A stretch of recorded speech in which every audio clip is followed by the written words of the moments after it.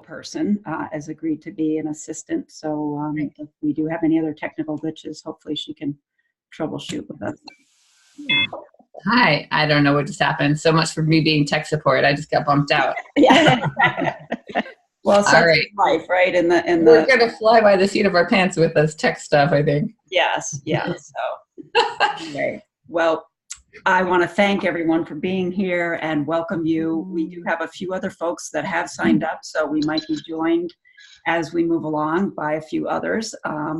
But we are recording now, so this will be shared, and that will be the case for other sessions as well. In case you're not able to make one, we'll make sure that recording becomes available to everyone on the day after our session. So I want to particularly thank Amy and Carlin, the organizers of the Psychosynthesis Northeast group, for promoting this course and for their efforts to bring the January 13th gathering forward, which we all so enjoyed.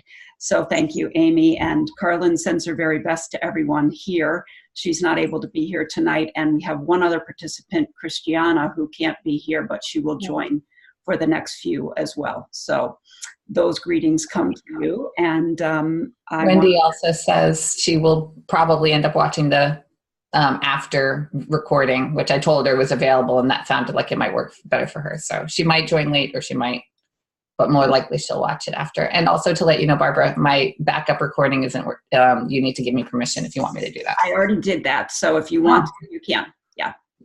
It's saying request permission. Okay, let me look again here. Allow record. Okay, I clicked it again, so try it now. It's working. Thanks. Oh, perfect. Yeah, great. So just a few other practicals for anyone who's new to Zoom, which it seems like maybe a few people are. Up in the corner of your screen, you'll see that there's a speaker view and a gallery view. And so you can click between those depending on what you like to see. Hello, Judy. Welcome. Yeah, we're just getting started, and I was just going over a few technical things with Zoom in case you're new. And up in the corner, there's a speaker view or a gallery view. You can click between those two to see if you like to see everyone in the group or just the person speaking. And then down in the corner, if for some reason you need to step out and you want to just mute your camera because you have to run off somewhere, feel free to do that. You just put your cursor over the mute button and press it once and you'll see a red line come through it, or same thing with your video button. And then if you have a question that you don't want to speak out loud and you want to send it in a chat, down on the bottom you'll see a chat button, and you can click on that, and you can, in the to area, you can see that you can send it to the host only or to everyone. So feel free to use that if you need to communicate somehow and you don't want to speak that out loud, okay? So those are our basics. And are there any just questions about our technology or our format before we get going?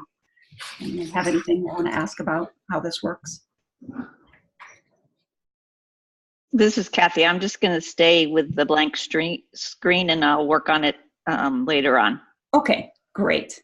And I can help you with that when we're not on the camera too, Kathy. And if for some reason you're not able to, I'll show you how to upload a picture of yourself so that you'll have that with your name in case you'd like to just be visible in that way. So great. Okay.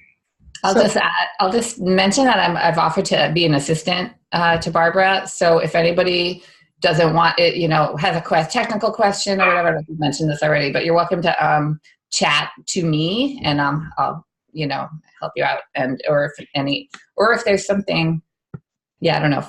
If any other subject, Barbara, you want them to send to me, but yeah, I'm happy to assist in that way.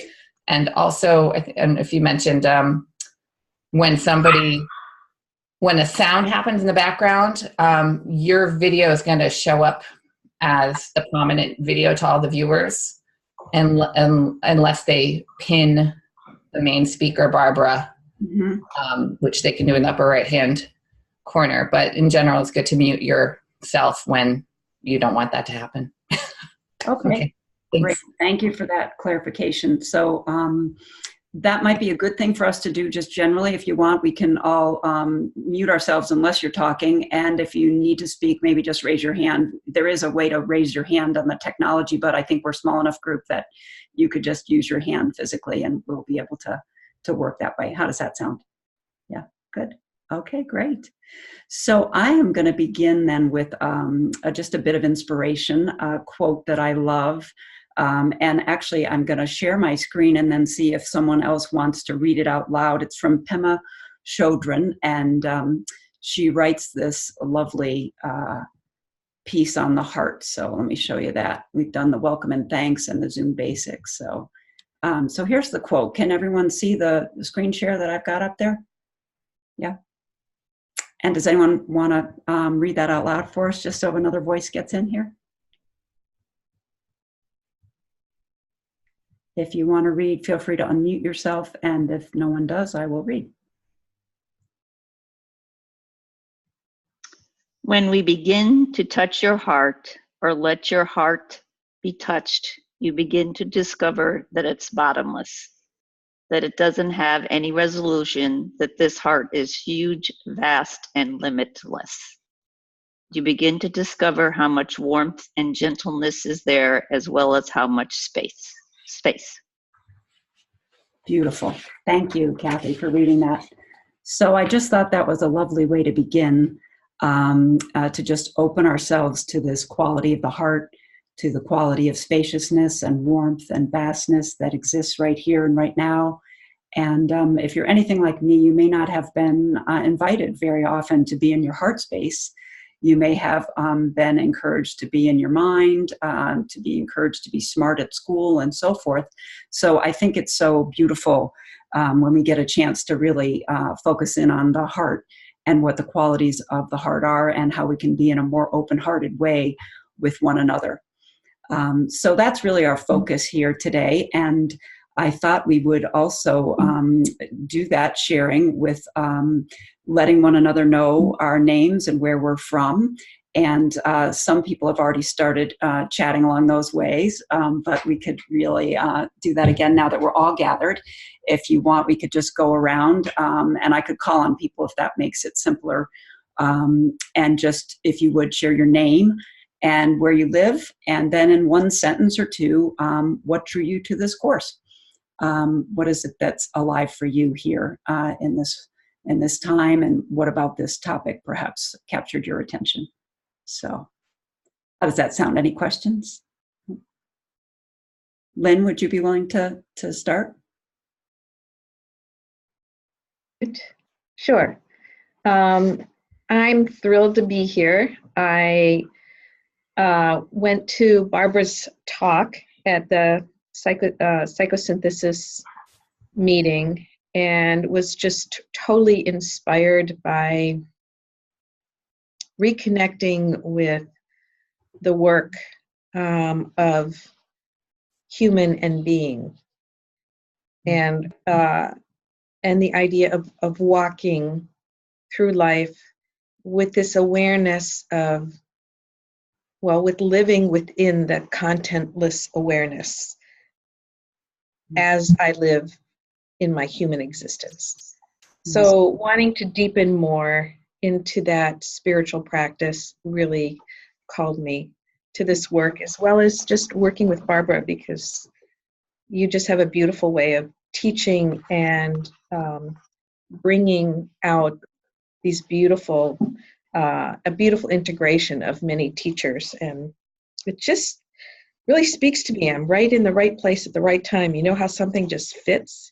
Well, this fits for me. And my name's Lynn, and I live in Wendell, Massachusetts, and I don't have any cell service where I live, so I am in an office building where nobody is here. It's a town office building. So I'm speaking to you from a tiny town in Western Massachusetts. Great. Thank you, Lynn. Thank you for your kind words and for your lovely presence and being with us. Great. Great. Judy, would you be willing to go next? Yeah, so you're just going to unmute yourself. Yep. I can for you. Yep. Yep. So I live also in Western Massachusetts. Lynn's a good friend of mine, which is how I heard about this. And I'm just really, the work I do now is a lot with neuroscience. I love the concept of the experiential network. And I watched the 1 hour video and I just thought it was just really interesting. So it just drew me in. So thank you. Great. Thank you, Judy. Great. Kathy, do you want to go next? Sure. Excuse me. I'm Kathy Driffel. I live in San Antonio, Texas. And what drew me to the course is I am just beginning to learn. And so I wanted to participate to see, just to continue to learn and to be more peaceful with myself. Beautiful. Great. Thank you. I appreciate your being here. Yeah, great. And Patty? Hi, I'm Patty James. I did also go to Barbara's talk at in Greenfield the other 2 Sundays ago, and I'm very interested in the connection between psychosynthesis and neuroscience. And I thought that this would be I've never done a course like this. I've never done a course online. So this means that you were very interesting to me, because I would never do it usually. And so anyway, I am interested in that connection. Great. Well, I hope it'll be a great experience. I'm sorry, what was that? I live in Concord, Massachusetts. Wonderful. Well, I hope it'll be a great experience and was worth your time to come out on the online shot. Thank you for being here. Yeah, great. Amy, do you want to go next? Unmute myself. And I put a light on so you can actually see me. Thank you. Thank you, Barbara, for holding this space of growth. I was very, as has been said so far, just really struck with your teaching in January, and the recordings that I've seen of your work.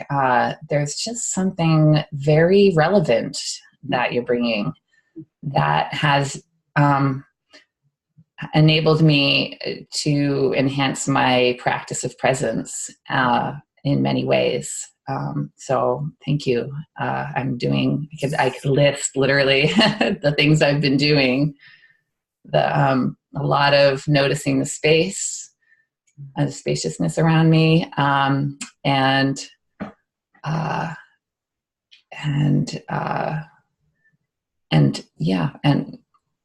being aware of I really loved the categorization of what my mind in the default network is up to.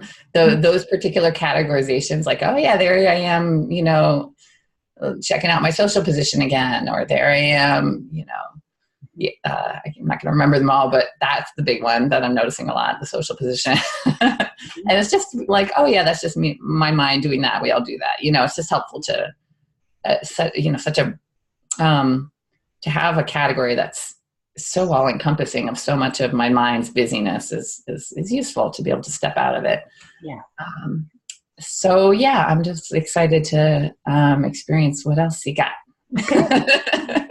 And just to reiterate these lessons, because they've been really good, and I know there's more that I'm still delving into. So wonderful. Oh, and I live in Western Massachusetts. I live in Amherst. Okay. And I think that's it. My name, Amy Sun, in this local community, because my middle name's Sundari. And because you're so bright. And because, and thank you. Yeah. That's the sun in my heart. Wonderful. Thanks, Amy. Appreciate Thank it. you. Good. How about Walter? Yeah, it's nice to hear other people's experience. Mine is similar. I really want to continue to develop my ability to get a fuller experience of the transpersonal self, and have that happen simultaneously with personal and being turning into. I think that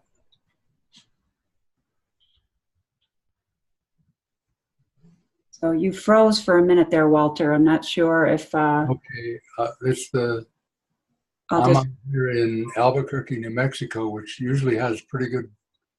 I do a lot of zooming, but if I'm back on, then You are now. Yeah, great. okay. What I heard was you were interested in the feeling the personal and transpersonal at the same time. Yes, and I find that the image of space and the experience of space as a much broader imagery than Assagioli's quote point of experience and will. Having the experience of space is a quantum leap beyond that for me. Great. And also the idea of both and of transpersonal and personal, rather than self-identification and personal self-identification separate. Okay. Both and. Wonderful. Mhm. Great. Okay. Well, thank you, Walter. That's terrific. Good. And Ami? So my name is Ami, and I'm in Brattleboro, Vermont. And in one sentence, what drew me to this course was that I attended the course in Greenfield that others have talked about and am interested in more. Okay. Terrific. Well, have I missed anyone? Did we get everyone's voice in? I think so. Yeah. Okay, great. Well, thank you all. I really appreciate your sharing. And I really do feel that this is a collaborative experience, as you've already all spoken, you know, talking about your experimenting with presence and things that you're doing to bring space into your life and to hold the both and. So I think that it's so valuable to gather in a group like this where we can feel one another's support and be energized by others who are interested in deepening into all of this.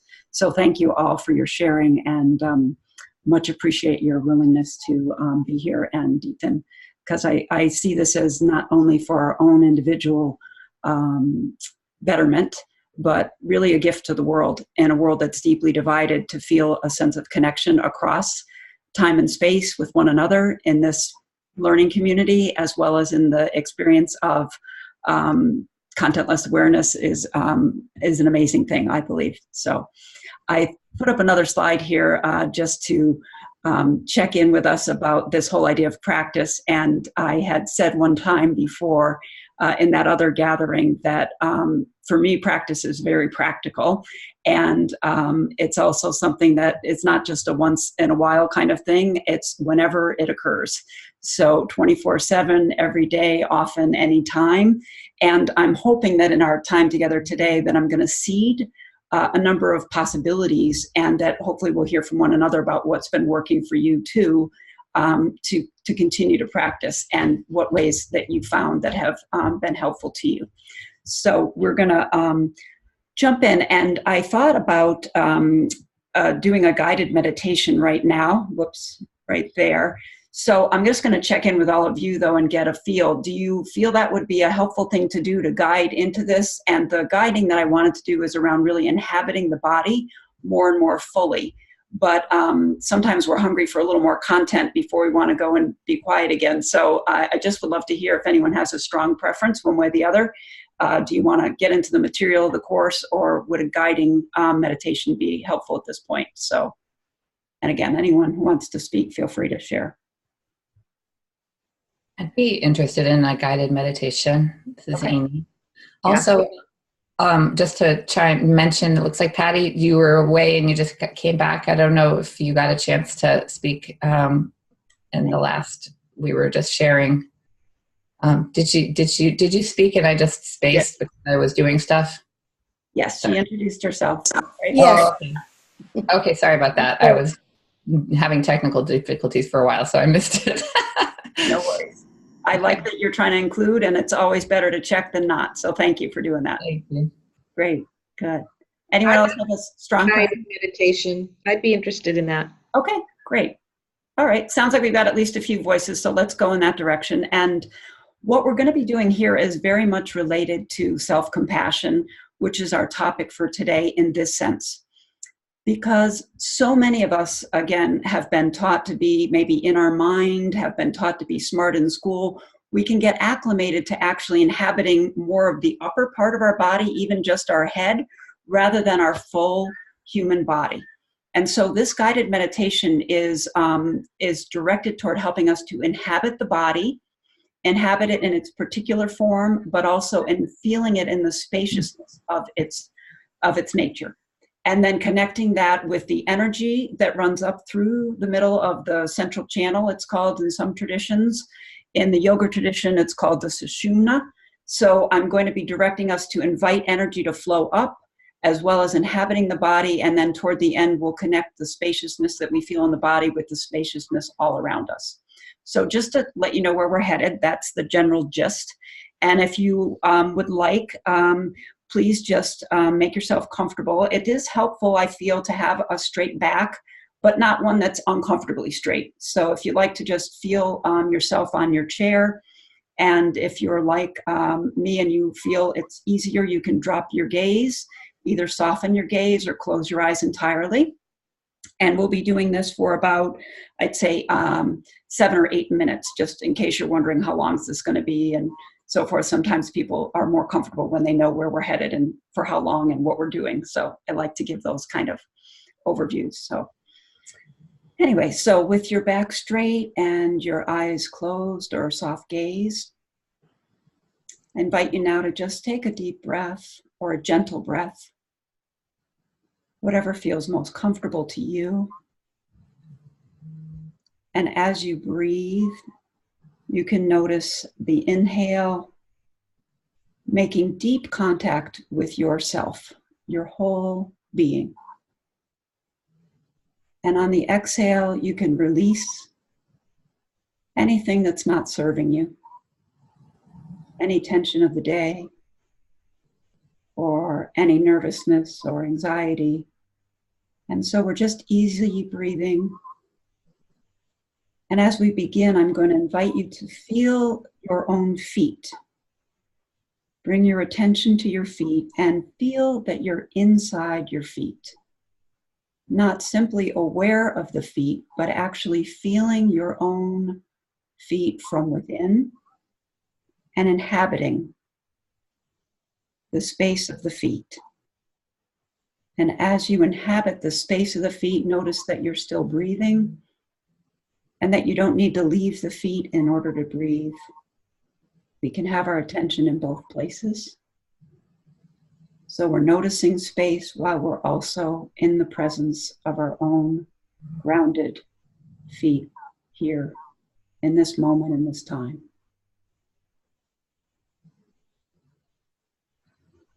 And as you notice your feet, you might also sense the connection to your ankles and the lower part of your legs, and allowing your attention to travel upward into your knees.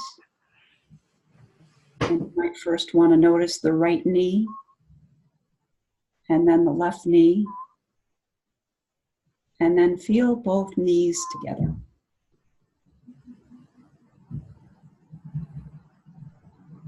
And feel the awareness of the space inside the knees. And you can notice the balanced quality, perhaps, of your mind. Perhaps you're seeing any chatter that was here before, quieting a bit. And if it's not, that's perfectly fine too. And as we feel the knees, we can also connect to the thighs. And from there, also notice the space of both hips, your right hip and the left hip. And now inhabiting both right and left hip sockets from within. So feeling your own presence and spaciousness in the body. in the hip sockets. And noticing that the hip sockets connect you both to the lower part of the body and the upper part of the body in a joining, like a hinge.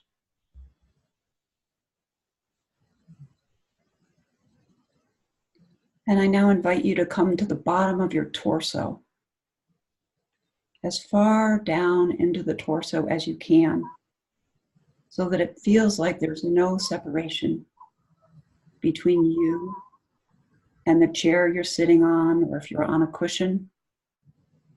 Feel yourself deeply inhabiting your whole torso and lower body connected to the chair.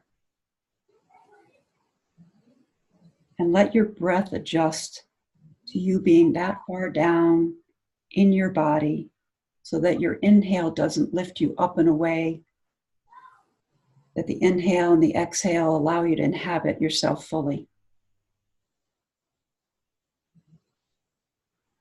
And as you inhabit this space of the torso, I invite you to open in the bottom of this area of your body and see if you can sense a current of energy that's rising up from below you, moving through the torso, through the center of your bottom of your pelvis.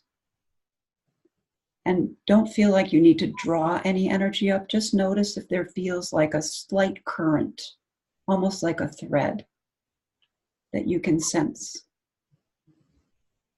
Some people feel it as their own life energy.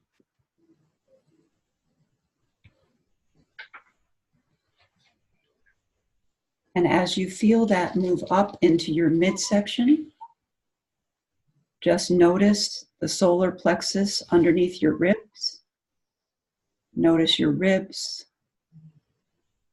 feeling your pelvis. And sometimes people associate this area of the body with their power, not in a sense of power over another person, but just the power, like the power of a waterfall. And see if you can bring your breath into the midsection of your body through the sense of your own quality of power.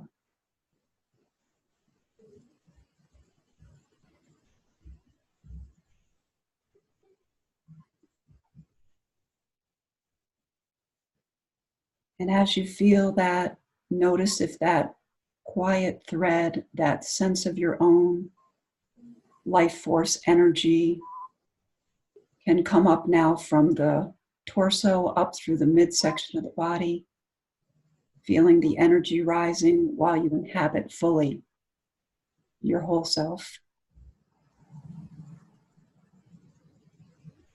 And as you move up into your chest, notice that you can inhabit the very most inner part of your chest, what you might think of as your heart center or heart chakra. And there I would invite you to feel love without an object of love, just love itself as a quality. And breathe into that love, breathe into the quality of love. Let it open and expand throughout your body, as if you were giving your whole bath a body, your whole body a bath of love. And feel that energy current continue to rise through the middle of the body, through the heart area. And from there, notice your throat and feel your own presence in your throat, the quality of your voice, the quality of your expression in the world.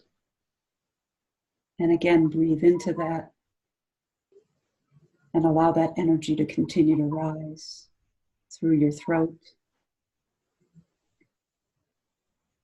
And from there, notice both shoulders and inhabit the right shoulder and inhabit the left shoulder and inhabit both together. And notice the quiet spaciousness. Notice the connection to your upper arm, to your lower arm, your hands, your fingertips.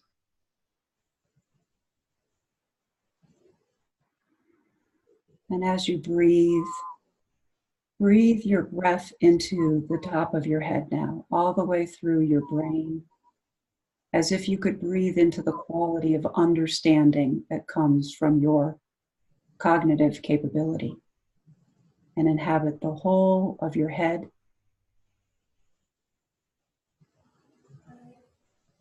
And notice here that you can find the most inner spot in your head. And most people feel it between their two ears. And if it helps you, you can hum a little bit like this. And it can kind of help you locate that innermost part of your head. And notice that energy current. See if it continues to rise up into the middle of your head. And allow it to go all the way through your head and out the top to the crown of your being. But notice that you can inhabit the whole body, even while you allow the energy to flow all the way through the top of your crown. So we can stay present in ourselves, in our innermost depth, while we feel that energy flow through us. And now notice the whole body. Feel the connection, all the spaciousness, as if you could connect to your whole body all at once. And feel the spaciousness of your body. And stay in your body, inhabit your body, and also notice the space around you in the room. And feel both at the same time. Notice the space in the walls around you. Quantum physics now tells us everything is made of space. So we know this to be true, even though it has a solid kind of quality. And then let yourself expand outward into the space of our gathering all together here in our many parts of the country. And feel that we inhabit one space together while we also inhabit the space of each of our own individual bodies. And come back into your heart area. Take a breath of love. Again, bathe your own physicality in that love. And let the love extend out to our whole group. And beyond that to the whole world. In whatever way is comfortable to you. Send a blessing, good wishes, loving energy to anyone in need, or to the world as a whole, or both.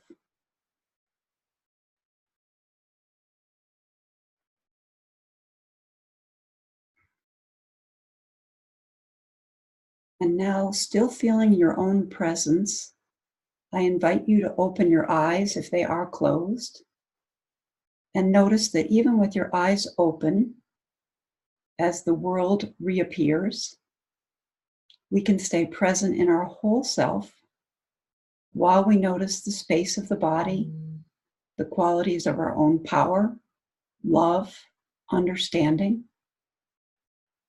expression, voice, and we can be connected to the whole in your own home, with the people who are present, as well as beyond the space of your home into the whole of our world.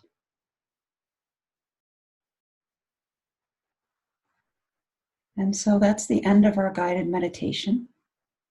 And I invite you now to just feel that quiet, or if you're inclined to share anything, no need to, but you're welcome to if you wanted to. But I'll pause there and just see if anyone has anything. And feel free to just unmute yourself if you want to share.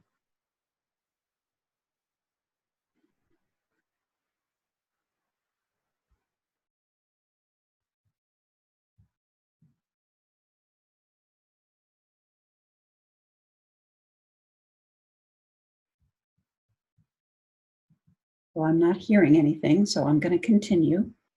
And now I'm just going to put up our slide, which is the agenda for today. And we've already done the introductions and our tuning in or guided meditation. And now we're going to turn toward this idea of self-compassion and what actually self-compassion is and what it isn't. So I think this is a very interesting area. And naturally, when we start to speak about self-compassion, you might think of its opposite, which feels like self-criticism. And so we'll look at that as well, not because we want to push away self-criticism. If any of you have tried that, you might have already found it doesn't really work. My experience is that welcoming self-criticism is sooner having it made a friend than not. But I'd love to share some things about it, both from the science and some research that might help just us on our reframe about how effective we might find that our own self-compassion can be and how destructive our actual criticism of ourselves often is. So with that, I'm going to guide us a little bit, and I'm curious.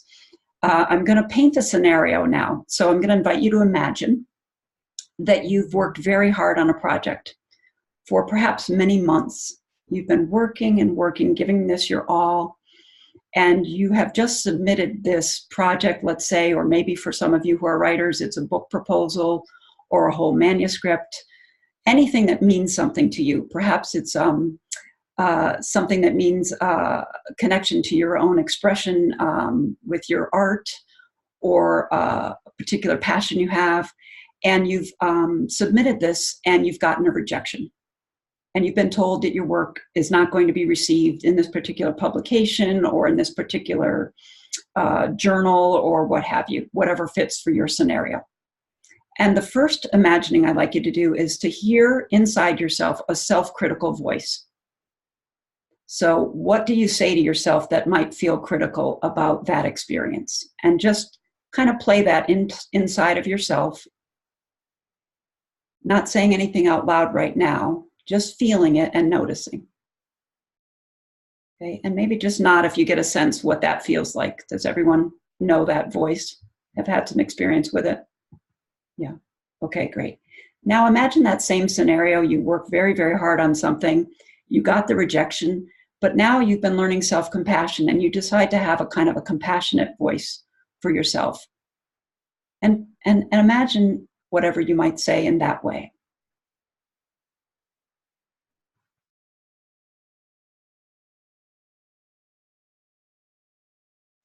And now I'm just wondering, in the comparison of the two, which voice felt easier for you, or more true, or both? Was there one that immediately just felt kind of comfortable and natural, that you know from your experience, and it felt like, wow, yeah, there's something to that? Anyone willing to share about what they saw?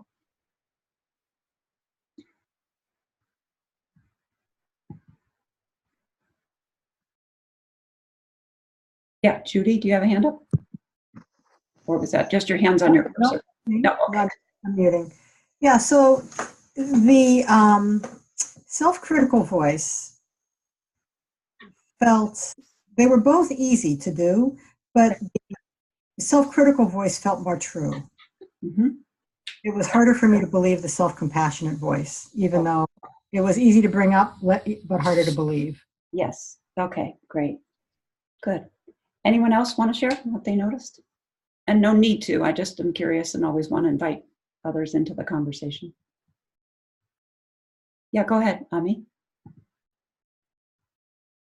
So I had the opposite experience. I thought I'd share since that's a different experience. It was easy to have a self-critical voice, but it didn't feel as good as the self-compassionate voice. They both were the truth when I said them to myself, but the self-compassionate voice was more truthful. Great, great, wonderful. Yeah. Well, good. Well, so there's two different examples. I'll share with you what the research shows when people look at this in lab settings.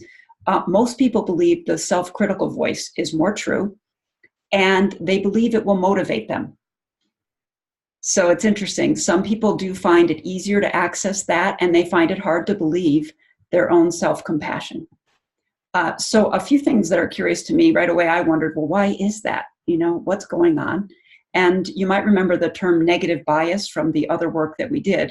Negative bias is something that's built into our systems so that we, as we evolved, we learned to scan for negativity. We learned to scan for problems so we could stay safe and we could stay connected to those that were around us.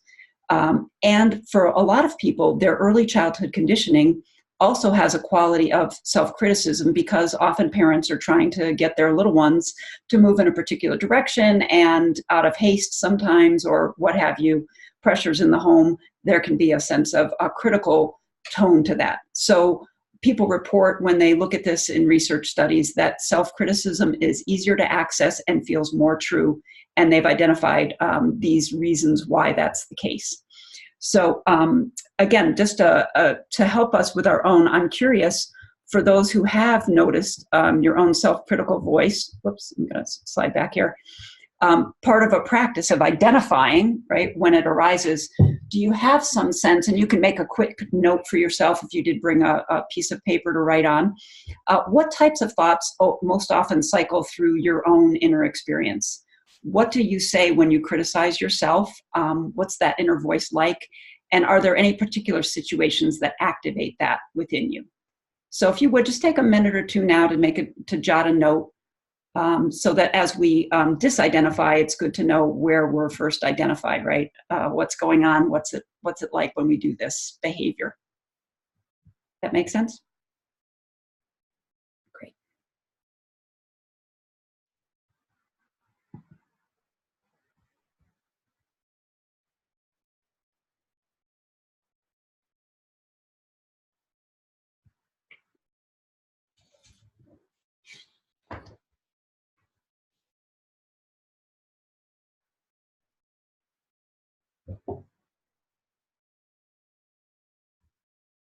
Like everyone's had a minute to do that. So I'm not going to ask us to share that right now. That can be kind of personal, and sometimes we don't really necessarily want to share. If you're burning to do so, please let me know. But otherwise, I'm going to connect this part of our work with this default network that we studied before, if you were in the session or maybe had a chance to review it. So again, when researchers put people in an fMRI machine and they say, just do nothing, wait a minute, we're going to start our work in a little bit, when the brain doesn't have a task to do, it's simply at rest. Researchers call this the default network. And the kind of things that I think of is sort of like the daydream of me. You know, what goes into that daydream when we're sort of just sitting there with nothing to do? And often for people, they have a self-critical tone to this. So what scientists have identified is that people are commenting. I like this, I don't like this, I wish it were different, I wish, her voice was sounded another way, or what have you. Or we time travel. We remember back to another time we liked better. We future forward. We go fast forward into the future. We imagine what the time will be like somewhere down the road. We always are running that commentary and that dialogue through the sense of me. So that's called self-referential processing. So we're thinking about, how does this impact me? Is it going to be good for me? Am I going to be happy that I signed up for this course, that I spent this time here, so forth. And then the last piece of that is social cognition. So we're checking in. How do I relate to other people around me? Do they like me? Do they not like me? How's my social standing? Is this going to up my kind of ordering in the tribe, or the family, the network, whatever, wherever you see yourself moving? So often people find that their self-critical voice falls in this kind of area. They have a sense of themselves as having critical ideas, and this comes forward when we're at rest, especially if something hasn't gone well, and we think we're going to be helping ourselves. So this is fascinating to me. What they've actually found, there's overwhelming, and I put this in quotes here, and I put the whole thing up here so we could look at it together. This is from Kelly McGonigal, one of my the teachers that I like very much. She writes, overwhelmingly, scientific evidence suggests that the harder you are on yourself when trying to make a change and you're struggling, then the less likely you are to succeed and to have even bigger setbacks or even give up on your goals. Research shows that people who are critical of themselves have less motivation and self-control. Like, wow, that's amazing. So why is that, you might wonder? Okay, what's happening? There are two systems in the brain that are being activated. When we're self-critical, the area of the brain that's responsible for self-inhibition, basically telling us whether to go or not, to act or not, shuts down. So we actually get frozen inside, put the brakes on, we're unable to take action when we're criticizing ourselves. And the other thing that happens, the area of the brain lights up that is lit up when someone's threatened or punished, which makes us feel demoralized and unmotivated, right? So just the opposite. It's very counterintuitive of what a lot of people believe. Again, we already heard testimony here today. Not everyone's experience is the same, which is beautiful. And I'm glad, if you're already accessing a more compassionate voice, that's a great thing. But in case you haven't heard this, to know the research, to know what is found when they help people see what self-criticism does, I find this particularly helpful. So this next slide also talks about that. And again, both Kristen Neff does a lot of writing around self-compassion along with Kelly McGonigal. And so the way Kristen said it here, I thought was great. So, the fight, flight, freeze, surrender, that activation of what's sometimes called the reptilian brain, that's what's happening when we're criticizing ourselves. So we literally are the attacker. We're attacking ourselves and we're the one attacked. So can you imagine what's going on inside? Your system is going crazy with that sense of feeling a sense of fight. We're fighting with ourselves, or we want to flee from others. We want to go into isolation, or we freeze. We ruminate. We don't know what to do. And the parts of the brain that are responsible for making change, remembering our goals, and taking positive action are not engaged. So the very things that we're trying to do when we're wanting to move ahead with something, get going in another project, what have you. So a quick personal story. I could absolutely find this so helpful. I mentioned in the email I sent out to folks that I felt like this work is life-changing. And I say that from my own personal perspective. Even as I was preparing for this evening's time together, I noticed at times where when I was feeling pressed or stressed, maybe I wasn't going to make it in terms of pulling this together, I literally felt myself slowing down inside as if I was in quicksand, like I was hard to get going. So I don't know about any of you, but that was a very familiar feeling. And I loved that now I could understand what was happening. And so I could do a few compassionate breaths, take a little break, walk around, discharge some energy, and kind of come back to myself in that way that I showed you in the beginning, inhabiting myself fully.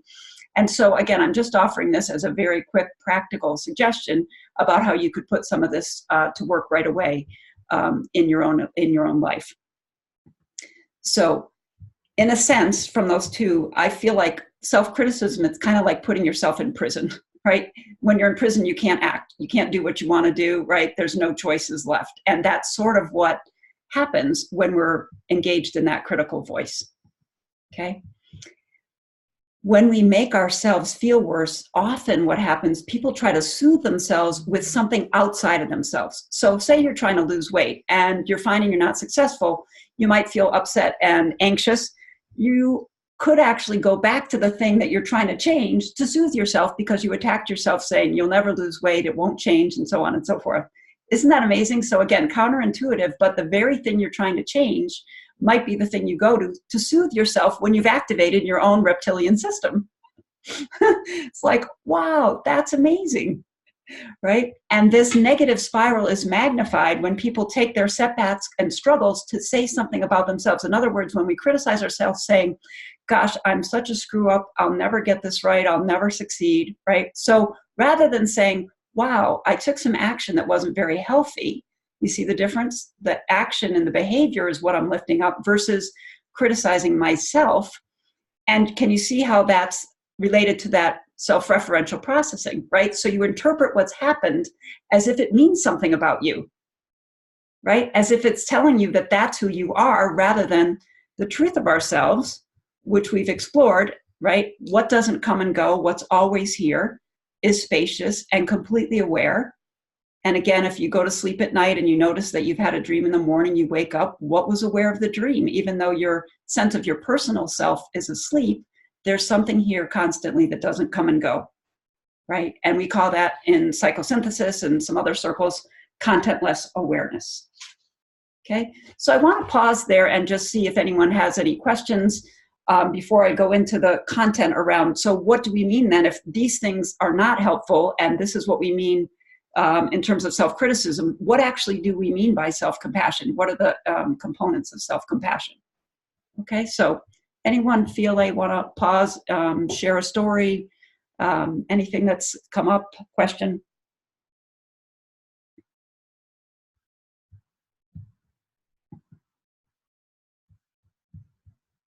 I would.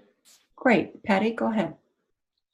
I'm working with a part of myself that does those things, that I'm wanting to lose weight, but I end up eating something that I've decided isn't healthy, and is a goal that I want to change, something I want to change, and I end up doing it anyway. Mm-hmm.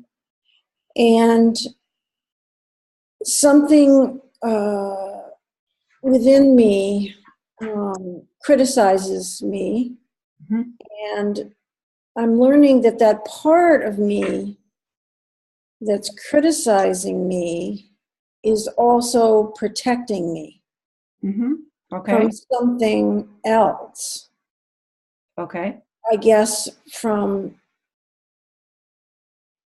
feeling a complete failure, or being very vulnerable or something. Okay. But that there's something deeper than just the criticism. Okay. And are you wondering how to work with that, or do you want to just share that? Is that just a reflection you're sharing, or do you want to have a little feedback? I'm just curious what would be helpful here for you. I was just sharing it. This is something I'm exploring right now with a life coach and a therapist. Terrific. Great. So hopefully I'll get to the bottom of it. Wonderful. Great. Great. Well, thank you for sharing that. And I really appreciate your willingness to be vulnerable right here and telling us that. And yeah, and I really support you in that discovery. So yeah, good. Lynn, if you feel complete, Patty, does that feel complete? Yes. Okay, great. Lynn? Well, I hope it's okay with Patty if I continue this discussion a little bit. I would be interested in how you would work with that when Patty said something inside me criticizes me. Mm-hmm. I would be interested in what do we know about that part of us that is criticizing us? We know so just to review, we know it's like being in prison, Mm-hmm. that there's from that place, there's not a lot of choices. We don't know what to do. What is it that that when we go into that critical place, can you just review for a second? So it shuts down that part of our brain. It shuts down what? Yeah, two things. So the part of the brain that is responsible for self-inhibition. So we literally shut our own selves down. So that's what the research shows when they put people again in the fMRI machine, the part of the brain that tells us whether or not it's like safe to go forward, right? Is it okay to take action? That part of the brain is not engaged. It's shut down. And the part of the brain that is engaged is the part that they see when people are being tortured or humiliated in some way, when there is some kind of punishment going on. That's what's lit up in the brain from our own self-criticism. There's nothing happening in that moment to the person other than them telling themselves a story that has a self-critical tone. Yeah, so we make it, and that part of the brain is that we shut down, that doesn't know how to take action, you said is what did you call that part of the brain? Well, I think it's in the midbrain, so it's around the amygdala, right? That's the part that gets like that fight or flight and that sense of attack. So it's in the mid part of the brain. Yeah. So basically, self-criticism activates the amygdala. Exactly. Yeah, that's what we're saying. Basically, and then we're in fight or flight, and we're doing it to ourselves. Yes. I know, huh? But I didn't know that all these years. I'm 55 years old. I mean, I'm just learning this. This is, to me, that's why I'm doing what I'm doing. You know, I didn't share my name and where I live, but and why I'm here, but I'm drawn to this because it seems to me it's such powerful and important work that if we could know this, wow, what possibilities arise for us to have a different kind of relationship in our own inner life and perhaps with the way we interact with other people as well, when we understand the impact of this kind of language, whether it's self-criticism or criticism of another. We can imagine that's what happens to another person when we criticize them in a way that's not loving or kind, right? So we often talk about what's coming from the outside, but not always talk about what I'm doing to myself. Yeah, right. How I'm doing the same thing to myself, just from my own, you know, treating myself poorly, self-criticism. Exactly. Yeah. So very powerful. So does anyone else have anything? If not, I'm going to jump right in then to the perfect antidote. What's the antidote? What else can we do and how else can we move in the world then? Does that feel okay for folks, or does there anyone had another question or comment they want to share? Go ahead. I just want to I don't know if we're all feeling this, but I am really struck by this image and scientific correlation of being the self-critical voice being literally this, you know, that's lighting up the part of the brain that people under torture and who are being tortured are lighting. It's like, that's intense. If you really, I'm just really struck by that I'm like, oh my God, I you know, and I get it. I can see that the truth in that is what that looks like for me. It's an extreme image, but I mean, I can see that is there's a level of truth to that. And I just, so that got my attention. And it definitely brings me into a greater compassion for the part of myself that has to listen to it. Great. Well, good. Well, that's a perfect segue, Amy. Thank you for lifting that up. So then what is self-compassion? And the most commonly worked with definition of self-compassion comes from Kristen Neff, who's written a wonderful book. If you haven't seen it yet, I highly recommend it. And she's lifted up 3 components that she calls the kind of essence of self-compassion. And the first is obvious, but maybe not so, really to be kind to our own selves, being gentle and understanding with ourselves rather than harshly critical and judgmental. Okay? So that's simple. The next piece of this, our common humanity, is very vital because when we recognize our connection with others in the experience of life, rather than feeling isolated and alienated by our suffering, we're more likely to say like, wow, geez, I'm not alone. Everyone goes through difficult times. Wow, everyone struggles. Life can be hard, you know? And when I feel a connection to others, when I feel my connection to our common humanity, you see how spacious that is, how much more free the feeling comes when we connect rather than narrowing in that way of like, wow, this is really, you know, what I did wrong, rather than, oh, people make mistakes sometimes, that kind of an approach. And then the last piece of this self-compassion practice is mindfulness. And what we mean by that is a way to hold our experience in a balanced kind of balanced measure. So in other words, not over-exaggerating nor understating what's going on. So being mindful, you know, okay, sadness is arising. I'm feeling sad because I was disappointed. Such and such didn't happen. So we can talk ourselves through in a way that's just, you know, kind of that observing mindful quality without overstating, ramping it up, or underdoing that. So those are the 3 components of self-compassion. So what self-compassion is not, and again, people get nervous when you start talking about self-compassion. They wonder, is this going to be like self-pity? You know, like kind of poor me, or is this going to be more self-improvement? And the reason those things aren't true, self-pity says, oh, poor me. Self-improvement says, I'm not good enough, right? Whereas self-compassion says, everyone has challenges. You see the connection to our common humanity? right? Self-compassion says we're all imperfect. We're all doing our best. It's not that I'm not good enough. Maybe I made a mistake. We can self-evaluate. So self-evaluation doesn't mean self-criticize, right? So we can take stock. We can look with a mindful awareness about what's happened without turning that in a negative way. The next piece here, again, sometimes people think, well, if I'm self-compassionate, then I'll become weak or self-indulgent, or I'll make all kind of excuses for myself. Okay, again, that's not what we're speaking about. Self-compassion actually cultivates inner strength, courage, resilience.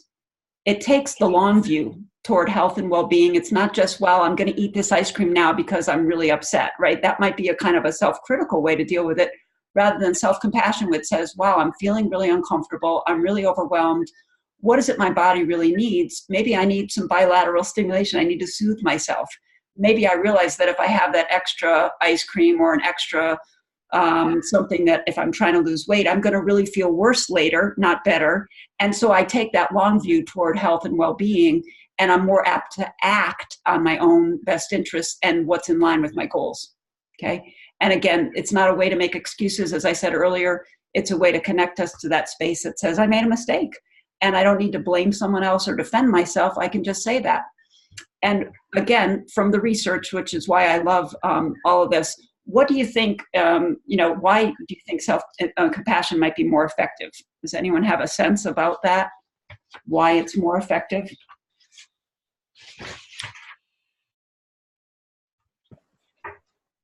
Because you're freeing yourself up to actually respond, and the part of your brain that's shut down is available. Yeah, absolutely. Right. And another way to say that might be to say, because its driving force is actually love, not fear. Right. And so the experience of having love flood our bodies, right? Having love. And that's why I was really directing us in that inner guided meditation to have you notice that we can even feel love, not for another person, not for an object, but just love for self, love with the sense of just feeling our own experience of heart energy, right? Letting that love just kind of flow through us. When we do that, we actually are pumping up the oxytocin, which is those good chemical flow in the body. Whereas fear is going to make us feel more insecure and jittery. It floods us with the stress hormone called cortisol. And back to Lynn's point, the amygdala gets activated. It's in overdrive, right? So again, instead of self-criticizing, which keeps looking at, am I good enough? Am I like other people? Can you see the connection again to the default network? Checking in, right? Always trying to compare and contrast. Instead, self-compassion is saying, what's good for me right now? What's needed? What would be helpful, right? It's so much more spacious and loving, right? And self-criticism, if it's effective at all, it's because it gets people so fearful that they're going to have that inner demon come at them, that they don't want that they'll get going on something. But again, not necessarily the best kind of motivator, and certainly may not be effective for your nervous system and your whole experience of being in the world. So again, as they do research, and there's lots of research now on compassion, research shows that self-compassionate people are better able to cope with life's challenges. If there is illness that arises, experience of difficulty in relationship or divorce, people who have been practicing self-compassion, who know how to generate this kind of inner kind of care for themselves, find that they're better able to cope and they're more resilient. People who are self-compassionate engage in healthier behaviors. They're more apt to go to the doctor. They're more apt to take that long view and do things that are in line with their goals. And they take more responsibility for themselves, and they're more apt to apologize when they make mistakes, which it seems to me is a very needed and helpful kind of behavior in our world today, especially with the kind of divisions that are going on and the, he did, she did, othering kind of thing, always pointing fingers. And, we all know the deep divides probably far, far better than we'd like to, perhaps. So anyway, I'd love to share now some of the actual structure of the brain and what's going on in there, because people seem curious about that. Is that a good thing to move into, or do people want to pause and ask anything or check in about something?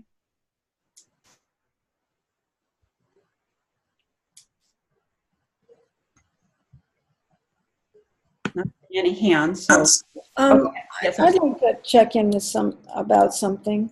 sure. You said that Kristen Niff's said that self-compassion was self-kindness, common humanity, and mindfulness. Yes. Is there a hierarchy of those three? I don't think so. I think that they're all kind of integrated and they're equally important, right? Because self-kindness without mindfulness, might be an imbalance, or, that again, when we lose connection to common humanity, then we can feel really isolated. So I think they really weave together beautifully, and it's more of an integration than one's the most valuable. I think they go together in a beautiful kind of weaving, if that's how. Do you sense that, Patty, as well? Do you feel that? Yeah, I guess I was thinking at first that mindfulness was the number one thing, because if you're not mindful, if you aren't conscious of your thoughts, you can't change them, or you can't be kind to yourself. Yeah. Well, there's certainly an argument that could be made for that, for sure. So I would say whatever you feel supports you and your own desire to be self-compassionate, if that's where you want to put the emphasis, then by all means. I don't think there's a right or a wrong about that in the way that you hold the three qualities. Yeah. Thank you. Yeah, sure. Great. Anyone else? Okay. So something new that's coming forward that I found actually when I was doing the research for this was these terms, the upstairs and the downstairs of the brain. And Daniel Siegel, if you know his work, he's been a pioneer in the area of what he calls interpersonal neurobiology. And out here in Oregon at the University of Portland is the only place you can get a degree in interpersonal neurobiology. And it's really about the science of how we impact one another. And but he's coming up with some very creative ways to help people understand what's going on in their systems so they can better manage and really act in the ways they are most inclined toward. So if you get a feel for this, and I put a big arrow in the middle here pointing to a little staircase. So there's a lot going on in this picture, but if you can see there's a little staircase right there. And he's put in here, this image came from Facebook and on his Facebook page. So he's got like the kitchen and, like the downstairs of a house, like the living room. And so now sometimes people are talking about the downstairs as like the basics. So that's where love, anger, just our basic biological mechanisms like breathing, blinking, right? These autonomic functions are the basic level. So basically we're all born with those abilities. And then the things that are at the higher level in the upstairs are what we develop over time. So planning, thinking, imagining, these qualities are that which we come to as we move along in life. That's why we see adolescents not always making the wisest choices. Their brains are still developing. They're coming into a way of being that allows them to access higher order thinking. Okay, so I like this image. And then I broke it up again differently here just for people who some people are visual, some people like words. So I'm the kind of teacher who likes to give the same kind of thing a couple different ways. So I just wrote it out here. So that downstairs brain, we're talking about the brainstem and the limbic region, our bodily functions. And that's where we get that sense of attachment, our fight, flight, freeze, or emotional reactivity, right? Upstairs, decision-making, planning, so forth, being more in control of ourselves. What I want to point out here that I think is really important is that most people don't realize that when we consciously breathe, that's actually a downstairs function. But by conscious breathing, we can and get more control over our upstairs functions, right? So it's kind of really could be a first point of go-to when you're feeling some reactivity or some difficult emotions arise. That's why so many of the wisdom traditions emphasize the breath, deep breathing. Notice your breath, allow the space to feel your lungs, because the breath is actually seated right in our brain, down at the bottom of the brainstem, right next to the reptilian brain, right? So isn't that interesting? Is that what the staircase represents, Barbara? Yeah, so in that staircase model, see over here? So right here, down to the right of the arrow, right? That's where the seat of those, that midbrain area. So what I'm saying is when we breathe into our deep feelings, then we're more able to access the upstairs part. And I'm going to show it to you one more way here. Sometimes, have you heard of this one called flipping your lid? Have you heard of this? So again, this was Daniel Siegel's model. So if you think about it, he described the fingers right here as the prefrontal cortex, or that more well-developed part of our brain, the part of the brain that comes online as we mature into life, right? That's responsible for our good decision making. And he imagined this thumb coming across as the middle of the brain, which is that limbic region, amygdala.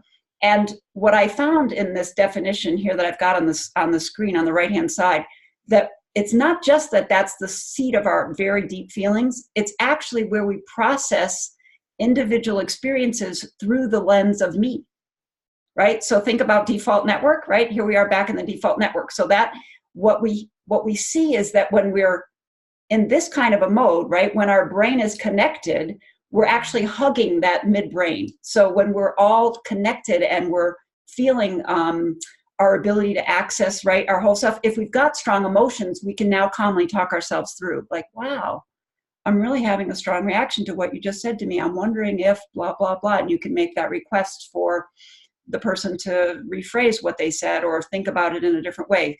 So we can think from many perspectives when these two are connected.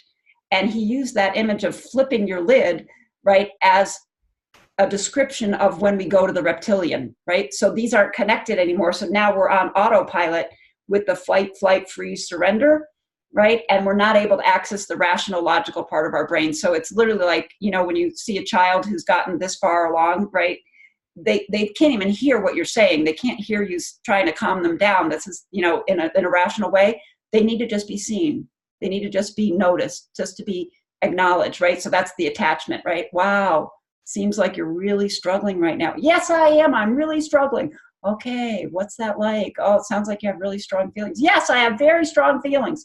So just mirroring back and forth what actually is going on can help the person kind of feel a little safer. And when we feel safer, then this starts to come back online, right? So for me, this is a really just a quick way to talk about this dynamic that happens, and also shows why it's important to stay connected, to stay in balance. So I'll pause there. I don't know if you like these images, but I find them really helpful myself, so I thought they would be good to share. Okay, so the last kind of image here is this one I brought forward last time, but for those who weren't there, or for all of us to have that reminder. So when we're in our hands, and when I mean inhabiting, right? Like the way we inhabited our feet earlier, right? And then we inhabited our body all the way up through that. Inhabiting the hands and the mouth, right? The regions of the mouth, including the tongue, right? And we're in our face. And so basically the sensory area.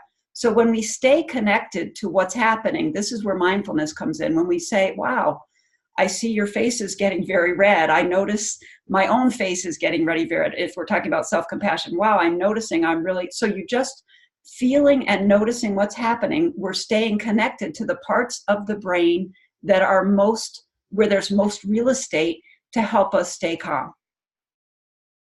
Okay, so I'll say it a different way. By inhabiting the sensory aspects of our body, our hands that we, feel sensation with, that we're able to grip with, by inhabiting our mouth, by inhabiting the space of the face, the ears, the eyes, nose, and so forth, by bringing our attention here, we're more apt to be able to be present, to notice what's happening, to be mindful, rather than going off into the story about what's happening and our commentary about what's happening and our time traveling. Well, I really don't like this. I wish it were like it was yesterday. I really wish this would go away. I don't want this.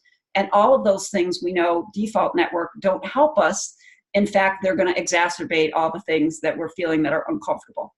So that's why this is so vital to understand how being in a certain place, inhabiting the body, particularly certain parts of the body, makes a huge difference.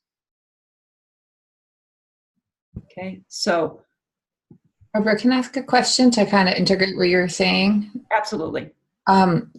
So I'm seeing in this slide, it says you're inside the cortex, the upper part of the brain. Is that right? Yeah.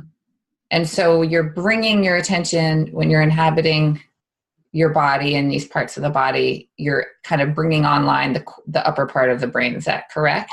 Yes, right. So can we go back to the other slide for a second where you're talking about the hand flipping the lid? So what you're saying is when we're when we're in our lizard brain and we're active in fight and flight, that we're in the thumb? Yes, right. And so we're kind of completely in there and and our brain isn't supported or connected Exactly. by the prefrontal cortex fingers. Right. Being illustrated here. And so when we're putting our attention in our body, you're saying that this is kind of coming down and and there's a connection again. Yes. Is that accurate?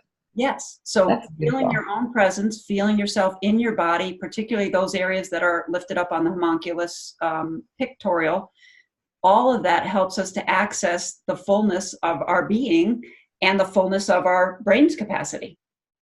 Both and, absolutely. Cool. Thank you. I'm so glad you lifted that up, Amy. That's a great point. Yeah. Yeah. So this slide, I'm not going to spend a lot of time. It's basically what I just said. When we're in the experience of what's presenting rather than the narrative about it, right? So when we're actually brushing our teeth or really doing the dishes and giving our full attention to the water, our hands in the water, putting the dish into the dishwasher if you use a dishwasher. So we're really inhabiting the space of the body and we're fully experiencing that.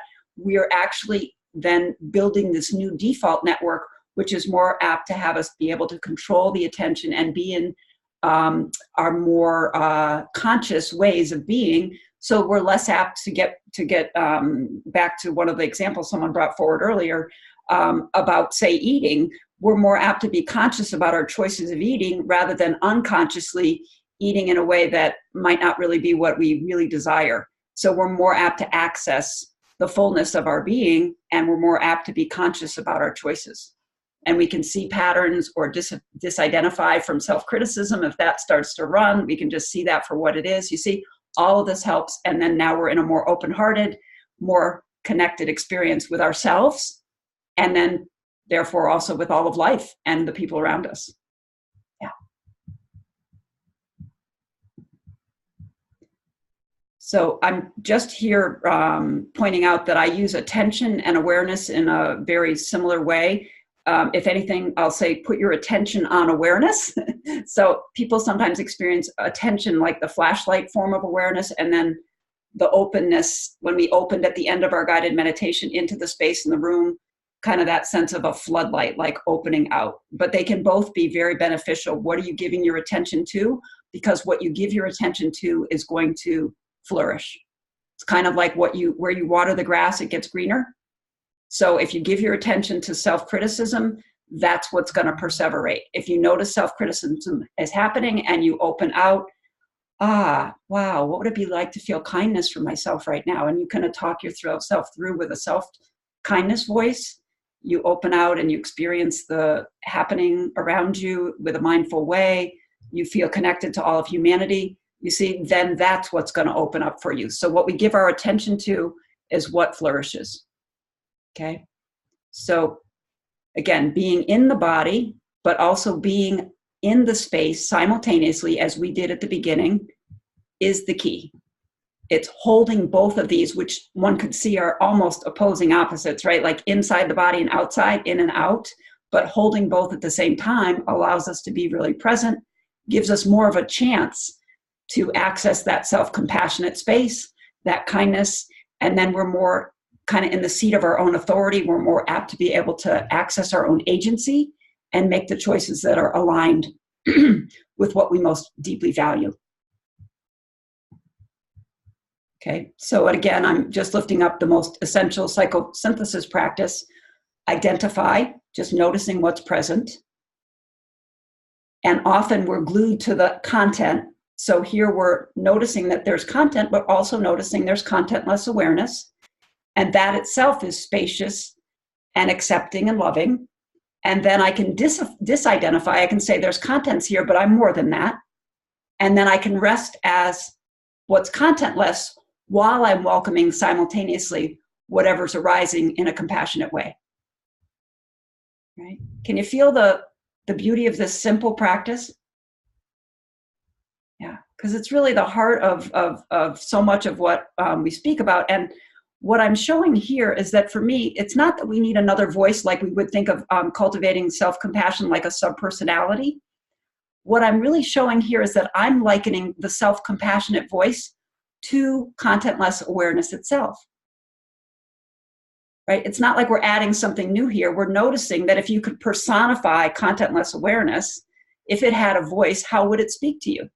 Right? So this that we are speaking of here, again, to go back to what I experience this as the most essential self, capital S, that's not separate from, in which all the rest arises, our subpersonalities, our self-critical voice, and so forth. So it's not like we've got to make an enemy out of self-criticism. Rather, welcome it, notice what's happening, and make the choice. So here we're engaging will. How can I make a new choice to act differently, to be in alignment with what's going to be best for my body, my physiology, my brain, right? And help me to be in that open-hearted space. Okay. So I'm going to pause again before I go into, let me just check our time here. So we've got about 5 minutes, and I wanted, until we formally end, I said we were going to go for that extra half hour. So anyone who wants to leave, certainly welcome to, or at any point if you needed to, but especially I want to formally end by 5:30. So I want to walk through these 3 simple practices to give you an idea to spur your own exploration. And then we can take some time for questions and so forth. So is everyone okay if we pause for a moment? Let me just walk through this. Is that okay? And then take questions? Okay. Yeah, great. I see thumbs up. Okay. So ever since we met on the 13th of January, I feel like I have thought of the 20 people in that group and anyone else that listened past that every single morning in a very particular way, because I started to get very conscious about my morning routine. I realized how much my hands and my thumbs particularly were involved in what I do in the morning. I have some pills that I need to take in the morning. So instead of setting up all my pills ahead of time and just quickly flipping up this one little lid, I decided to do this differently. I woke up 15 minutes earlier to give myself time to do this. And I realized I was getting this very deep practice of being in the self-experiencing network right away, first thing in the morning. Opening the lid of the jar very mindfully, right? Putting the pill on a little, a piece of paper, a tissue that I have there ready to take the pills. Taking the cup of water and again, inhabiting the space in my body with my hands.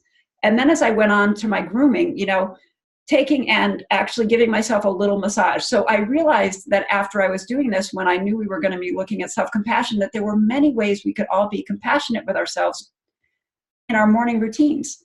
What would it be like to brush your hair, to groom yourself? If you put on any kind of lotion on your face for moisturizing or something, I started to do all of this in a kind of like as if I were at a spa way. So I started to massage my own cheeks. So I was in the experience of this part of the body that's so connected to our experiential self, with a great deal of love and acknowledgement for what the body's been through. And so each one of these things, and think about brushing the teeth, literally like you're in your whole mouth if you do it for 2 minutes, right? I was consciously present in my mouth. Sometimes I'd start in a narrative about, oh, look at me, I'm being in my experiential self, and I could see how I'd run off in that and kind of applaud myself. And then I just come back and feel like, what's it feel like to have the toothbrush in my mouth on this side of the mouth and on this side of the mouth, and feel the toothpaste in the mouth. So you get probably the feel of this. I really kind of just really teased out my whole morning routine. And before I knew it, I had done 10 or 15 minutes worth of self-experience, experiential network practice right away, first thing in the morning. And it felt so great. And it felt so loving and kind to do this for myself rather than rush through my morning trying to get to my to-do list or what have you. So I want to offer that as a possibility for you to experiment with and play with, or for you to bring back other ideas. Where did you find, when we meet again next time, what are you finding that worked for you to help embrace a self-compassion practice? That inhabiting the body, we've already spoken a lot about. And the last thing I want to offer is what researchers have found. They did a study with people who wrote a letter to themselves once a day for 1 week. And they found that people were happier and less depressed, not only for that week, but when they checked in 6 months later for a follow-up study, people were still happier and less depressed because of this intervention. This is the only thing they were taught. They didn't have any other self-compassion practice they were doing. This is what they were looking at. Again, I was blown away. So of course I had to try this. And I have been doing this letter. And not only did I like it so much that I did it for a week, but I'm continuing it. So in the morning, I have this very kind of simple but spa-like practice. And at the end of the night, I write myself a letter about my day. And I just take 10 or 15 minutes and I address a specific situation. These are the criteria, the components of the letter writing from the research that they did. They asked people to write about a specific situation that bothered them or that was difficult, to write in the second person, like dear, and say your own name. And you're just observing in a mindful way what's alive for you. I see that you're struggling with such and such. I noticed that you had difficulty here.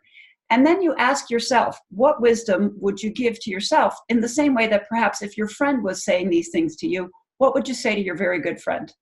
How would you counsel your very good friend? And another alternate version of this is you could write to yourself as if you were a future version of yourself.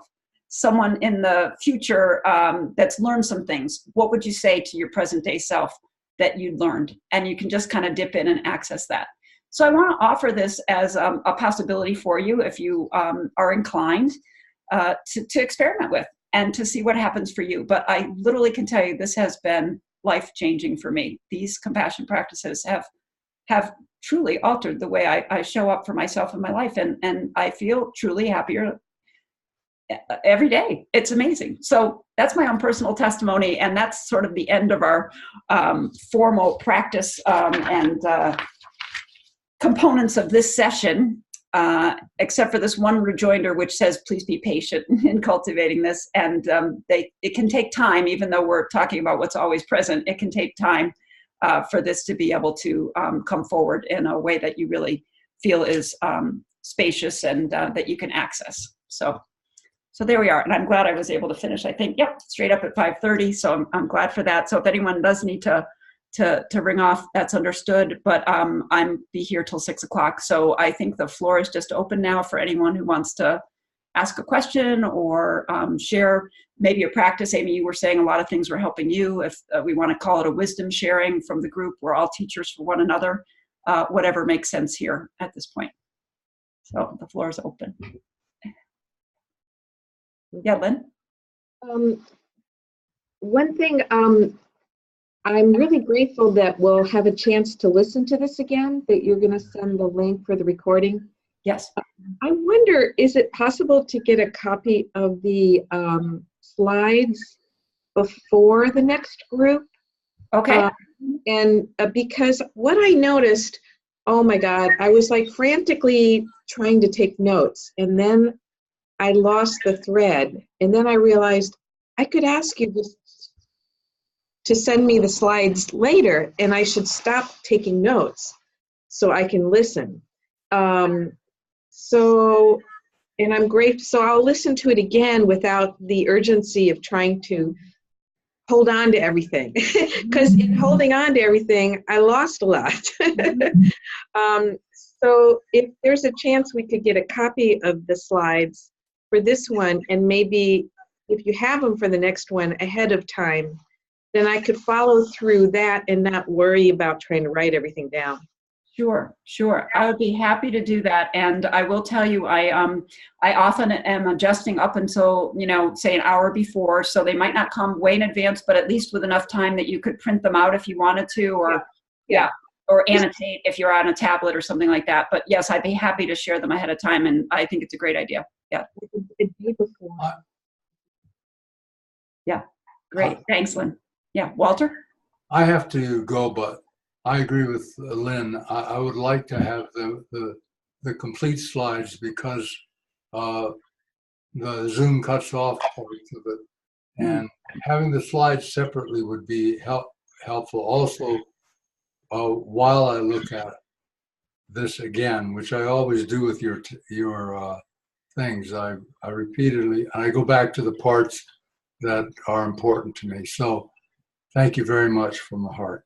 Yes, Walter. Thank you so much for being here. All the best, and Appreciate your presence. You too. Thanks, Chef. Wonderful. All right. Take care. Good. Good. Barbara, I just wanted to say that was great. I especially, I love seeing the part about the hand model, and I use that all the time, and it's just such a great way to help people understand, what's going on with the brain in a really accessible way. Yes. And I just looked back at my email because I was having the same thought that Lynn was, and I noticed that there's a PDF that you had sent out that looks like the slides for this. So that actually was the slides for January 13th, and a few of those were repeated just because I was reviewing that default network and the experiential network. So, but that was from the last presentation for folks who wanted to review before they came into this. Got it. Thank you. Yep. Great. Good. Anyone else with a question or comment or sharing something they've been working with that's helpful? Anything at all is great to bring forward. Well, you want to go ahead? Yeah. Go ahead. Thank you. Well, actually, a little technical tip that I want to throw in, since we're talking about wanting the slides, that I use a lot, and I use this whenever I'm watching a web presentation and they don't give me the slides, most of the time, is, I don't know if this works on PCs, but you can all try this if you want. There's 3 keys that you can hit, and if you hit them simultaneously, it brings up your screenshot, although maybe there's a two key. Oh, my husband just was here. I could ask him. But anyway, the 3 keys that I hit will allow me to take a screenshot of just whatever I select. And then they go automatically into a screenshot folder, which I can look at later. And I was actually, as Barbara was talking, I opened one up and I was like, what was that slide? And I was literally looking at a slide she just, had. So it's kind of handy. It's the command key next to your space bar, the shift key, and the number 4 will bring up a special cursor. If you're on a Mac, that's to get a screenshot on a Mac. Oh, it's on a Mac. Does it not work on a PC? I don't know. Are you on a Mac, Amy? I'm on a Mac. Okay. So that's what I am too. So I don't know what does it on a PC. Control, Shift, and what was the third one? It's Command or the little weird infinity-ish symbol, which is right next to the space bar on my keyboard. Not the Control, but Command. I don't know if you have that. And then Shift and 4, the number 4. If you hold those 3 down, so I'm going to try right now. I'm on a PC. Shift Alt is what we have next to the space bar. And it changes your arrow, your cursor, into a little plus sign, and that's and then you drag it over what you want to select, so you can actually just take a screenshot of just what you want. Yeah, so the PC. I think on a PC it works a little differently.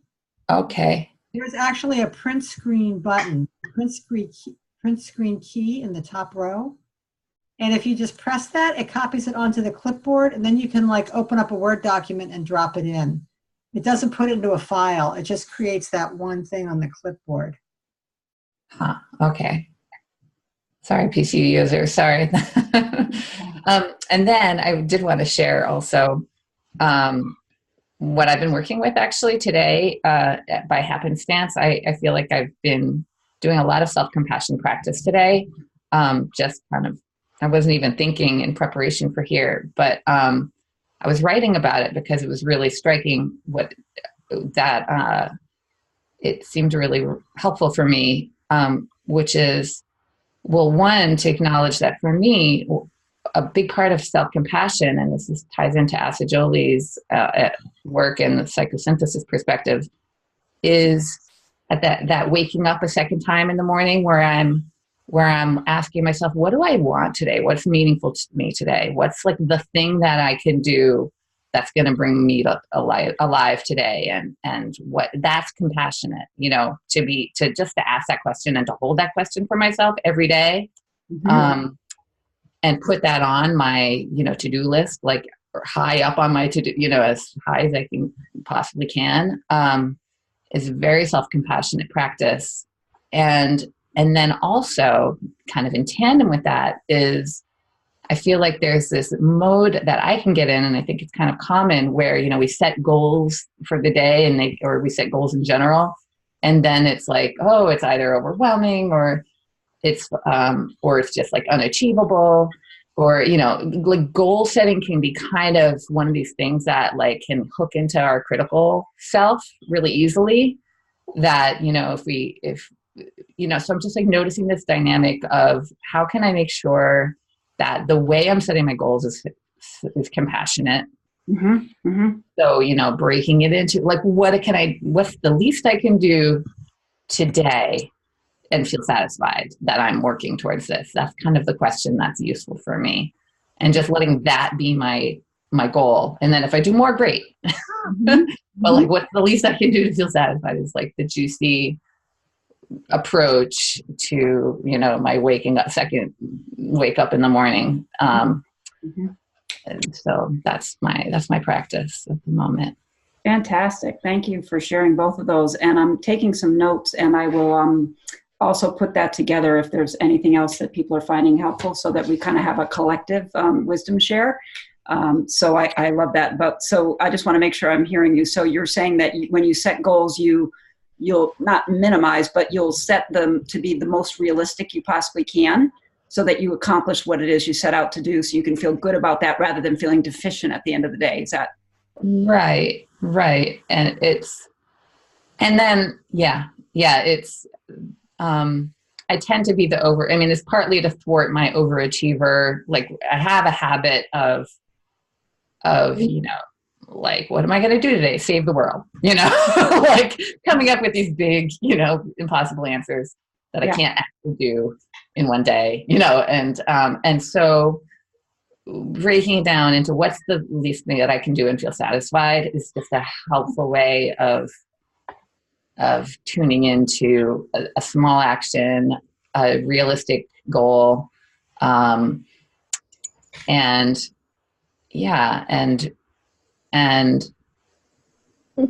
and sometimes and then looking at it the week at a time at first, you know, on a Sunday night, just being like, what's the least I can do this week? And I might check, because, you know, today I did only housework, but if I only did that, it wouldn't be satisfying to me, you know, on the week. If that was all I did in the week, it wouldn't be satisfying. So kind of acknowledging that, okay, in my week, there needs to be a few other things in there to feel satisfying. But it was great to just have today be housework, and I could do that because I had the broad sense of my week as holding a few things that were juicy for me.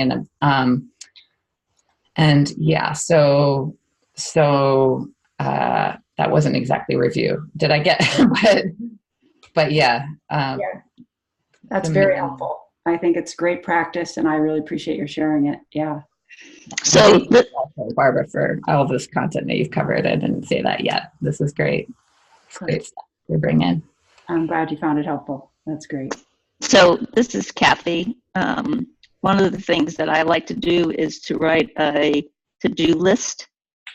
And it brings me great satisfaction to cross things off of the to-do list, even if I don't get to them all. Like you said, they can be overwhelming and too much to do even in one day. But just to have that in front of me and know I'm making progress is a good thing as well. So I think, in my mind, if we make progress and we can visually see the progress, it helps as well to make you feel better about the things that you're actually achieving. That's just my 2 cents. Yeah, great. I'd like to say something like somewhere in between Amy, Sun, and Kathy, what you're saying. I'm not doing this right now because I did it and it was helpful for as long as I needed to, and now I don't need to. But there's this kind of cool technique where you take a piece of paper in your notebook that you're doing your to-do list, and you fold it into thirds. So let me just do this, and then I'll put it up here. All right, so you fold it into thirds. See that? And there's 3 columns. So on the left, you say today, and in the middle, you say this week, and on the right, you say this month. And you fill out your to-do list for each day, and you do this like page by page every single day for a month. And you go through, first of all, you go through your list that you've written each morning, your to-do list, and you say, okay, what do I really have to do? And then you circle it. And what really, is going to be what I have to do today or this week or this month, and you might move it around. And then at the end of the day, you cross off what you did. And you do this for a month, and you go back and you look and you notice that whatever was on the right side of the page has moved over to the left. Mm. And it just kind of adds some confidence that I'm actually getting things done that I want to get done this month or this year. Yeah, beautiful. Beautiful. Thank you for sharing, Ami. Welcome. Yeah, good. Lynn? I love what you said about the contentless awareness being the voice of compassion. Just that in the contentless, it's just, of course, it's the compassionate one. It's the compassionate mother, but there's something about it's the compassionate voice. And I hope this is okay, Judy. Can I share that I'm in your class too? Sure. Yeah. Well, I take this wonderful, wonderful class with Judy as well. And I'm watching what you're both teaching dovetail. And one thing that Judy has taught that connects with the voice of compassion from the contentless awareness is to wake up every morning and hear whatever your heart's most would like to hear in the morning, one sentence from the divine source that would most make your heart sing, like you are, I love you. I love you so much. Just to whatever what compassionate mother's voice you'd like to hear every morning, like, oh, you are such a beautiful little one. I wish you to be surrounded by love all day. Whatever it is. Mm-hmm. Whatever that compassionate voice or a very one short sentence that the first thing that you wake up, what would you love to hear from the divine source? And so it's so wonderful that you both are in opposite ends of my screen here, and I just want to hug the two of you because I'm learning such wonderful things from both of you. So it's Wow. Well, so that's just one sentence, one little sentence to wake up. I mean, I try to remember it. I don't always remember it, but I always wake up feeling grateful for another day. Mm-hmm. Yeah, beautiful. But to imagine hearing that voice coming, from you are such a gift to the world. Whatever it is you'd like to hear in the morning. Yeah, yeah. Well, thank you, Lynn. That's a beautiful, beautiful practice, and I love the way. Judy, and thank you, Judy, and Lynn for bringing that forward. It's a gorgeous practice, and I could see it would be of great benefit. Yeah. So, yeah. Barbara, could I share on the screen? Sure. Let's see if I can do this.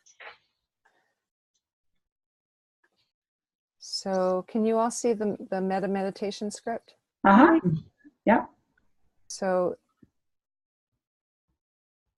the words with the meta meditation that we start with is, may I be happy, may I be healthy, may I be safe, may I be at ease. And then it turns into, may you be happy, may you be healthy, may you be safe, may you be at ease. And the way that this meditation starts off is thinking of how I want this for myself. And so I'm saying it to myself, may I be happy, healthy, safe, and at ease. And then the meditation turns into bringing into mind someone who it's easy for me to want to be happy, healthy, safe, and at ease. Someone who's a good friend, someone who I hold dearly in my heart.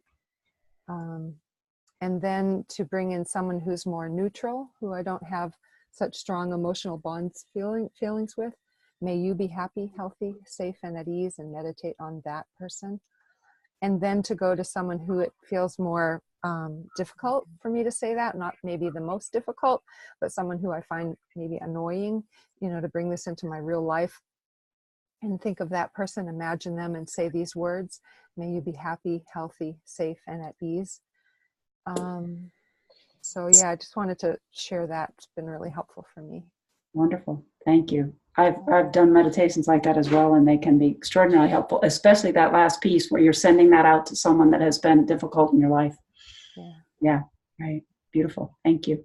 Welcome. Great. Great. Anyone else want to share or ask a question of someone here? Yeah. I would. Patty and then Judy. You said the three self-compassion practices was the morning routine Mm-hmm. and to inhabit the body. Mm-hmm. I find that one very important. Mm-hmm. I find that one can keep us present and conscious. Yes. And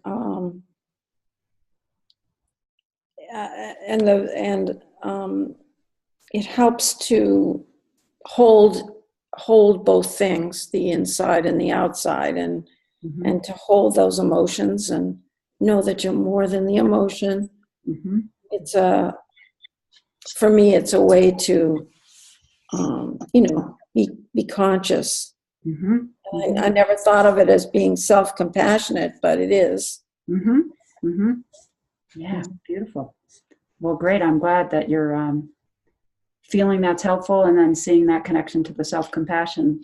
And this has been taught by other teachers. If you're not used to that, sometimes it helps to tie it in with, say, if you walk up a staircase in your house, start with that. Like, make sure every time you walk up the staircase, you're really feeling yourself in your body. You're feeling each one of your feet on each step as you go up the stairs, so that you really inhabit fully, and tie it to certain practices, things you might do, like the phone rings. So what's it like to go to the phone with really my whole self and pick up the phone, not just with my hand, but, with my whole being. So tying it into everyday experiences can be very helpful for people to embrace that as a practice more fully and more fully. So yeah, great. Thank you for bringing that forward, Patty. Terrific. Good. And Judy, did you have something else?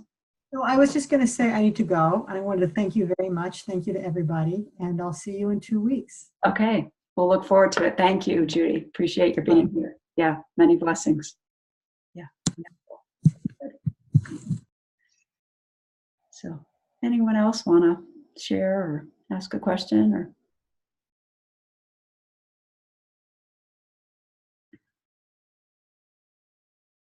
Kathy, do you mind if I share a bit about how we came together in this experience?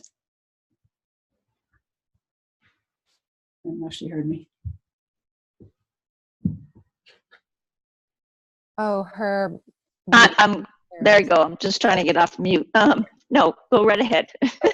So I just want to tell you what joy I have in my heart. So Kathy's my sister, and she lives in San Antonio, and she is recently retired, and she has been a very wonderful, impactful leader in her company there. And so she's graciously volunteered to help with this nonprofit called Undefended Heart. And so I'm kind of inviting her and to this work. And so she was willing to come to this first session. And if she can come to more, that's great. But I really just wanted to thank her for being here. And I wanted to share with all of you that this is my sister. So I'm sorry I can't see your face, but we'll work on that. We will. Well, thank you. And I just wanted to say thanks to everybody, because I really learned a lot, and I appreciate all the sharing that all of you did. That helps in my learning as well. So thank you very much. Yeah, great. I'm so glad you're able to be here. So terrific. Well, how are people feeling? Does this feel complete, or do you want to stay on? We can be in silence together or continue to talk. What's the pulse of the room, so to speak, here now? I feel finished. I feel complete. Okay. Great. I'll probably sign off. Okay. Everyone else, should we do that jointly? Does that feel, yeah?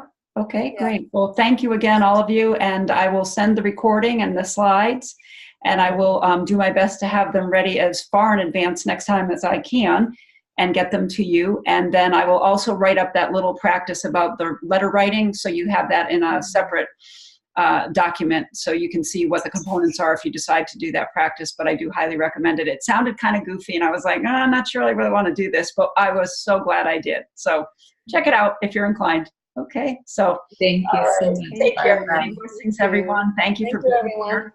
Thank Look you, forward to everyone. 2 weeks from now. Yeah, thank you. Bye now. Take care. Bye. Bye-bye. Bye.